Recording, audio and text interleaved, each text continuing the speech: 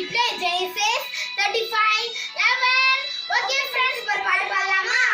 வானத்தின் விண்மீன் போல ஒளி கொடுப்பாய், கடற்கரை மணலை போல பெருகிடுவாய்.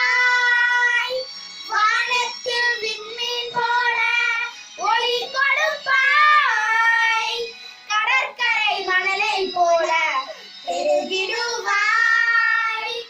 எதிரியின் வாசல்களை உரிமையாக்கிடுவாய், எதிரியின் வாசல்களை உரிமையாக்கிடுவாய், உரிமையாக்கிடுவாய்.